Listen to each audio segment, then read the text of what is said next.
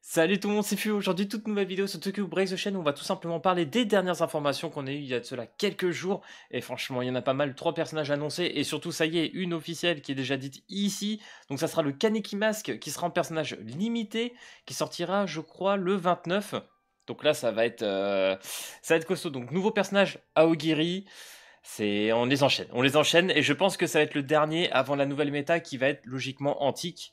On va regarder par la suite. Là, je pense que ça va être très très intéressant. Donc du coup pour ma part ça va être assez important que je le pull entre guillemets étant donné que voilà j'ai mon Hayato qui est triple S, j'ai Nico triple S, bref le Hayato aussi le C- en termes du carnival, on a toujours ce Kaneki Centipede également, enfin bref on a pas mal de personnages Aogiri, j'ai aussi la nouvelle Eto qui est pour l'instant je trouve ok mais bon à voir par la suite peut-être avec un peu plus de tests. Mais voilà, dans l'ensemble, on a quand même vraiment un bon petit paquet de bons personnages à Aogiri. Donc c'est compliqué de se dire, allez, on va chercher autre chose. Et surtout que pour ma part, ils sont très très très bien montés. Enfin, je pense plus ou moins. Donc pour moi, ça va être intéressant d'avoir ce petit Kaneki. Chose aussi qu'il faut que je revienne, parce que là, pour moi, ça devient un peu gênant quand même, parce que on a eu le Carnival, on a eu la conquête, donc vous verrez, je laisserai la petite vidéo tourner. Donc là, actuellement, on a des gens qui exploitent un bug, tout simplement, où tu as par exemple toute ta team qui est décédée, tu revives juste le Hayato, et après tu tapes dans les bastions, que ça soit le bastion à 300 coups, à 1200, ou même celui du milieu à 2500. En fait, ton Hayato va perdre quasiment aucun HP, et ça va torcher tous les bastions tout seul, sans rien faire, sans forcer. C'est abusé. Moi, je trouve ça juste incroyable. Je comprends pas comment c'est possible. J'ai fait remonter le truc sur le Discord off, que ce soit au gérant du Discord, au customer, etc. J'ai peut-être pas encore fait Facebook, mais là je suis en train d'essayer de faire le truc parce que c'est incroyable quoi. Enfin, c'est bon, à la limite, ce qui est effectivement, t'es des whales, tu finis contre des whales, tu te fais poutrer, bon bah voilà, c'est le jeu, c'est normal, t'as des whales, etc. C'est chiant, mais bon, voilà. Mais par contre, que des gens exploitent des bugs et qui en plus whale, bah alors là, laisse tomber, c'est le mode, il est mort, quoi. Le mode, il est cané. Donc j'espère vraiment qu'ils vont corriger ça parce que c'est vraiment un enfer. Ensuite, on a eu l'event de Kaneki. Donc ça, c'est l'event vraiment qu'on adore où on peut spammer tout simplement les gachas, qu'on peut aller faire tout le magasin assez rapidement. On peut faire, il n'y a pas de limite en fait de coûts. Donc ça, c'est cool. Sachant qu'on a 3 récompenses à chaque fois par jour qui sont quand même très intéressantes. Donc ça, c'est un event qu'on aime avec les récompenses des tickets et des cristaux. Franchement, c'est très très bien. Et j'ai toujours l'atout, même après un mois. Donc voilà, ça pour l'event. Pareil, dans le combat, je crois que ça doit être sur la version SEA. Il y a un nouveau mode qui vient de pop, qui n'est pas encore débloqué. Donc à voir ce que ça va donner. Parce que c'est vrai qu'aujourd'hui, sur le jeu, bon bah on a fait, je pense, à peu près le tour. Épreuve infinie, j'ai quasiment tout fait. Défi de force, c'est torché depuis longtemps aussi également. Voilà, il y a toujours l'inconnu là, on attend. Voilà, je pense qu'on a fait le tour. Explo, j'ai pas fait gaffe, non, ils en ont toujours pas rajouté. Donc voilà, je pense qu'il y a 2-3 petits ajouts. Pareil, de la story. Franchement, là pour l'instant, ça tourne un petit peu en rond. Pareil, niveau ressources, là je pense que je suis assez calé. J'ai des ressources de partout, donc je suis pas en manque non plus. Donc si on pouvait avoir un peu plus de contenu à part, pourquoi pas. Après bon, on n'est pas pressé, pour l'instant c'est bien, ça fait peut-être ça permet aussi d'avoir un peu plus de temps pour faire un peu autre chose parce que c'est vrai qu'on passait beaucoup d'heures. Là du coup, je passe un peu moins d'heures mais bon, à voir. J'espère quand même qu'ils vont rajouter certaines choses en plus. Donc du coup, passons au vif du sujet. Moi, je vais vous faire entre guillemets un résumé parce qu'il y a beaucoup d'informations et de persos qui ont été leaks. Donc, bien évidemment, je vous mettrai le Twitter du gars en description, donc Kevin Chamajo, qui nous leak tout simplement toutes les infos en rapport avec le jeu. Donc, ça, franchement, c'est plutôt cool. En plus, on a les petites vidéos qui vont avec pour voir les SP, etc. Donc, on peut le voir, on a une nouvelle Toka qui va être incroyable, bien évidemment pour la team antique, et ainsi qu'une petite Inami ici présente qui va être aussi incroyable pour cette team-là. Et bien évidemment le Kaneki. Le Kaneki Mask en fait qui va être entre guillemets un personnage sub. Alors au début, quand on le voyait dans les vidéos, les trailers, on s'est dit ouah incroyable, un Kaneki qui va taper en AOE, ça va faire mal. On s'attendait à un personnage, voilà, un Kaneki Mask, on s'est dit c'est un personnage qui est censé être DPS. Mais en fait, quand tu regardes ses doublons, ça va pas du tout être un DPS en fait, ça va être surtout un support. Un support que tu vas mettre au même titre que Yomo ou Naki en sub, tout simplement. Ça va être ton quatrième perso calé dans ta team. Et franchement, ça va être un indispensable pour la team Aogiri. Je pense qu'on n'en avait pas encore. J'ai pas souvenir vraiment en termes de sub comme ça. Donc là, ça va être vraiment incroyable. Donc du coup, La première compétence, donc, c'est peur, petite fear. Ça va être vraiment pas mal. Donc, bien évidemment, utile dès en backup. Tous les alliés qui attaquent appliquent tout simplement peur, donc fear, sur l'adversaire. Si l'ennemi a tout simplement fear, ça active skill disruption, donc ça ajoute tout simplement un actif supplémentaire sur l'adversaire. Et si l'ennemi meurt, applique fear sur tous les ennemis. Ok, jusque-là, c'est cool, ça a l'air d'être un super bon passif. Donc Disruption, qu'est-ce que ça fait? Makes the target active skill ineffective pour un tour. Ok, donc en gros, ça annule tout simplement un sort actif, donc un active skill, hein, on peut le voir ici. Ça bloque un active skill de l'adversaire pour un tour, donc ça va le rendre inefficace, c'est vraiment trop bien. Si tu lui mets tout simplement le fear, ça va réduire les stats de base de 12%. Donc autant vous dire qu'en première compétence sans doublon, c'est incroyable. Genre vraiment, t'as le perso, t'as cette compétence déjà open, dinguerie. Franchement, dinguerie. Alors là, c'est vrai que pour l'instant, comparé à un Yomo ou Naki, ça va pas te donner de buff en termes de skill, mais vous allez voir par la suite, ça va devenir très très intéressant. Et je pense d'ailleurs même qu'on va faire un peu mieux, je vais trad, parce que vous connaissez mon niveau d'anglais qui est bien évidemment stratosphérique. Donc on va aller sur le petit site de trad, qui est pas tout à fait parfait, mais ça aide comme beaucoup. Donc efficace également en état de sauvegarde, donc en termes de remplacement. Lorsque votre tour commence, si tous les personnages alliés qui ont utilisé une compétence active au tour précédent, ok, son personnage de l'arme Aogiri, augmente l'attaque de tous les personnages de 6% pendant un tour. Donc là déjà c'est très très bien. Donc là pour un gros pouce pour la team Aogiri avec un premier doublon. Le deuxième doublon. Faiblesse augmente les bases de tous les personnages de... Oh, les stats de base de 5%. Ok, bien bien. En vrai ça c'est plutôt cool. On va traduire la dernière.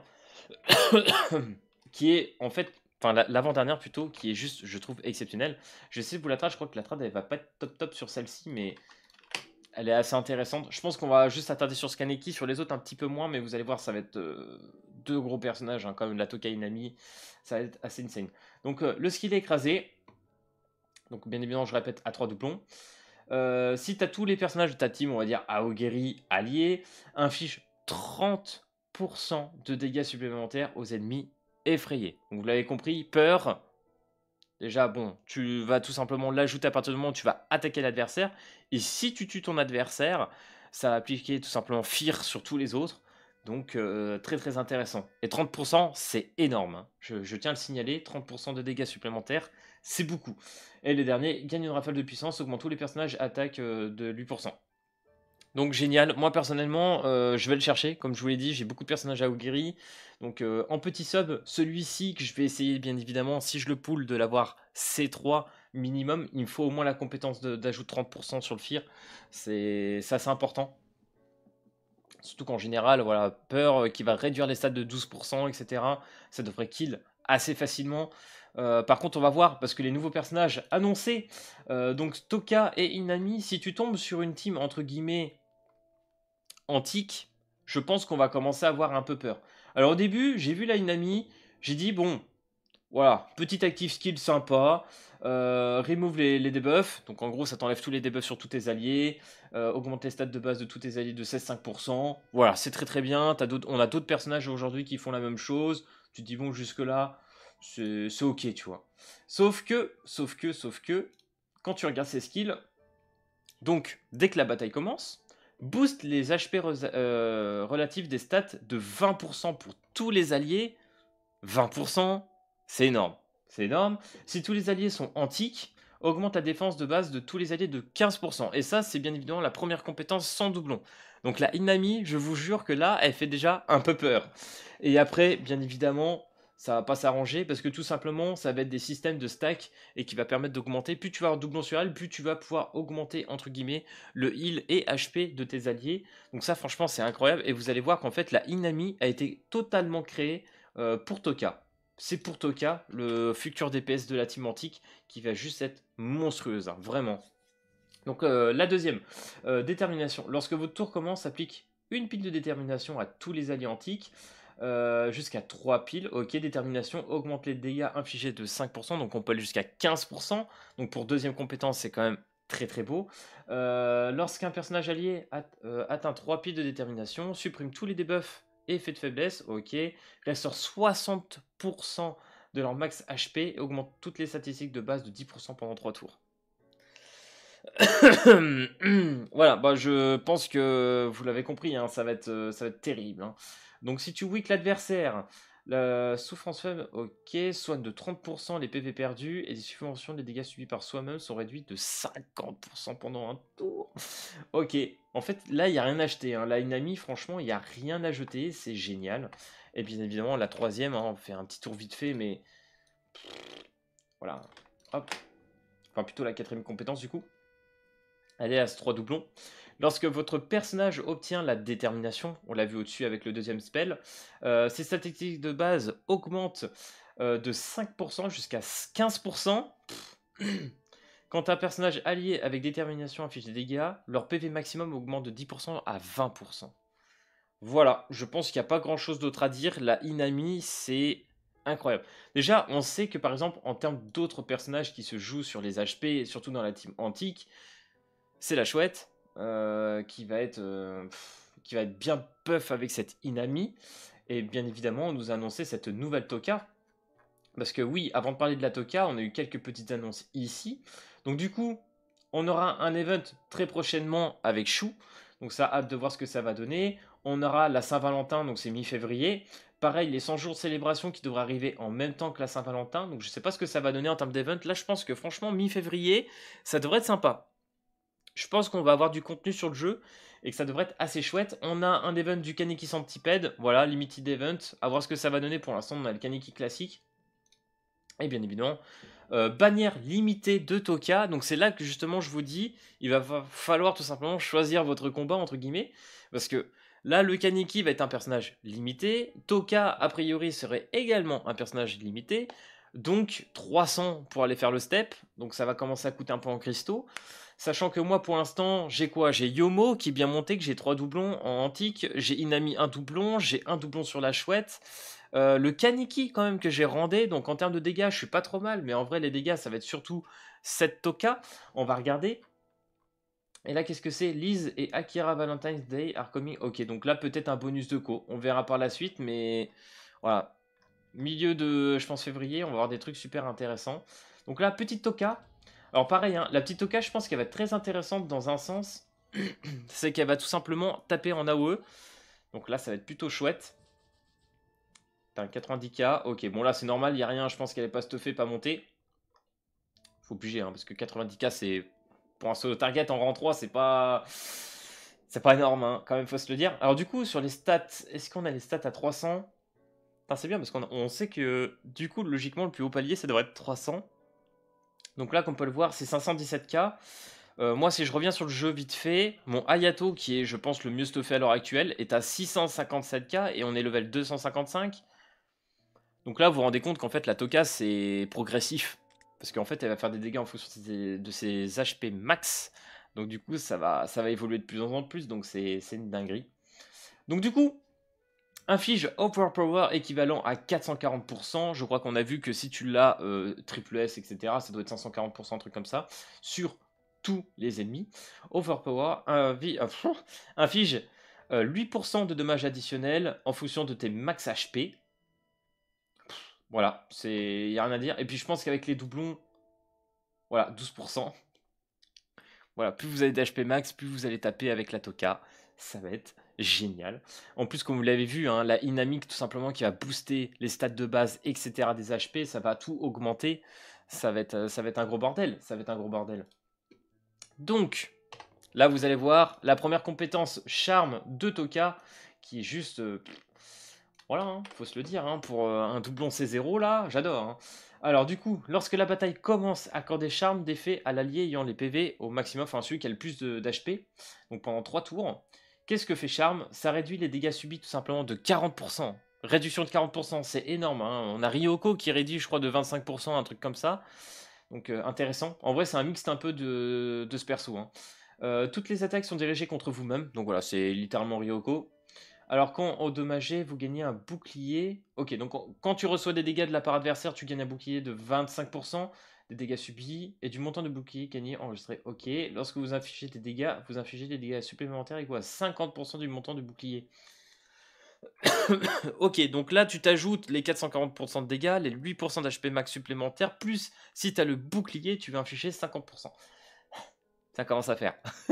Ça commence à faire beaucoup. Donc avec un doublon, lorsque la bataille commence, appliquez une pile d'adoration à tous les ennemis. Ok. Lorsque votre personnage antique, le personnage inflige des dégâts, donne à la cible une pile d'affection. Ok.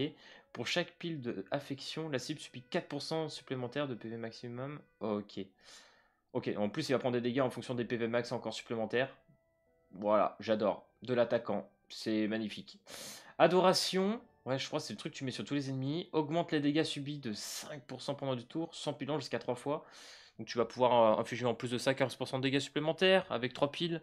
Ouais, c'est bien, c'est bien, c'est bien. Applique faiblesse, augmente... Ok, ouais, faiblesse, bon, c'est quand tu weak, en gros. Augmente pour vous-même et vos alliés avec charme 10%. Non. Attendez, bizarre. Augmentez vous-même et vos alliés. Charme 10% de dégâts pendant un tour. Je pense que ça doit être 10% de dégâts affichés en plus. Je pense parce que... Charme, c'est réduction surtout de 40% des dégâts. Donc, ok. Après, c'est la trad. Hein, elle est un peu bancale, les gars. Hein. Et puis, pendant qu'on y est, on va lire la dernière, hein, les avant-derniers. Parce que là, c'est assez épique. Hein. Donc, du coup, les gars, comme vous l'aurez compris, il va falloir faire un choix. Hein. Il va falloir voir ce que vous avez besoin ou pas. Mais je pense que la nouvelle team antique, elle va être violente. Hein. Je pense elle va faire bobo. Hein. Pour chaque personnage antique de votre côté, augmente les stats de base de 5% jusqu'à 20%. Putain, si tu cumules avec une amie, tu peux aller jusqu'à plus de 40%. Lorsque la bataille commence, si tous les alliés sont des personnages antiques, accordez enchantement au lanceur des sorts. Et tous les alliés avec charme, les personnages avec enchantement sont immunisés contre l'effet de faiblesse. Oh, tu peux même pas les stun. Tu peux même pas être weak. Enchanteur, PV maximum plus 5%. Allez. Après avoir infligé des dégâts, augmentez vos PV max de 2% jusqu'à un maximum de 10%. Enfin, bref, j'ai plus envie d'aller plus loin tellement c'est juste débile. Avec charme 10% d'augmentation maximale des PV. Le personnage a l'air juste pété en fait. Avoir une game, en tout cas sur le papier, statistiquement parlant, je trouve que ça a l'air juste débile. Des fois, tu as des trucs sur papier, tu te dis, bon, voilà, ça va être ouf ou pas. On se rend pas trop compte. Mais à première vue, la Toka me fait très très peur. Et je tiens à dire que, si je me trompe pas, pour l'instant, on n'a pas de carnival côté antique. Donc qu'est-ce que ça va être quand on va avoir un personnage antique, tu vois. Je veux dire, déjà, le Kaneki, quand tu l'as triple S bien monté, ça tape du million, ça tape ultra fort. Mais autant cette Toka en AOE, déjà, si tu l'as C3, ça va être terrible. Ça va être terrible. La Toka C3, là, elle me fait peur. Hein. Moi, franchement, là, je me dis, demain, je tombe contre elle, là, qui serait maxée en étoile. Pas sûr que je fasse le mal, hein, surtout si elle a une amie combinée derrière. Mais du coup, voilà, les gars, c'est pour ça qu'il va falloir tout simplement faire votre choix. Parce que c'est compliqué. Parce que si tu vas chercher une amie, il va falloir chercher les doublons. Et après, Toka qui est limité, il va falloir chercher également des doublons. Si vous n'avez pas un bon stock de cristaux, ça va pas être évident. Surtout qu'en plus, a priori, on aurait le prochain carnival qui serait Amon, donc team CCG. Donc pour l'instant, je sais pas. Est-ce que je skip entre guillemets la team antique et je me dis vas-y je me focus pour plus tard et on va peut-être passer sur du CCG en masse par la suite. Là je sens qu'on va se pencher, les prochains personnages devraient combiner entre guillemets les personnages antiques. Pour moi ça va pas être ouf. Par contre c'est vrai que là ce qui est bien avec Antique, le fait d'avoir des PV max, tout ce boost là etc. Ça va leur donner entre guillemets un atout de résistance sur le board qui va être très conséquent. Donc ça c'est super intéressant pour beaucoup de modes de jeu où tu peux te prendre des sauces. Des fois tu as des personnages, tu te prends un coup ou deux, t'es mort. Mais avec ces personnages là tu vas bien résister. Et en plus de l'apport de dégâts a l'air d'être vraiment très conséquent. Et je rappelle qu'en plus on a actuellement un Yomo. Moi franchement ça fait trop peur parce que le Yomo, je vous rappelle sa première compétence, il bloque l'adversaire ayant la plus haute attaque. Donc là, je vous jure que les Hayato, la team Aogiri va prendre trop cher. La team Aogiri va prendre obligatoirement trop cher. Même si, imaginons, t'as Yomo contre la Toka, ok, oui, effectivement, elle va prendre une réduction par rapport à ses stats de dégâts du 440%, mais par contre, elle va t'infliger les dégâts en fonction des HP max, etc. et tout le bazar qu'il y a derrière. Enfin, voilà, c'est... Ouais. Ouais, les gars, je sais pas, là, franchement, ça va être assez impressionnant, je pense. Donc voilà, j'espère que cette vidéo résumée de toutes les informations qu'on a eues t'aura plu. Si c'est le cas, n'hésite pas à lâcher le petit pouce bleu et à t'abonner. Et puis moi, je te dis à plus à la prochaine vidéo. Allez, pis tout le monde.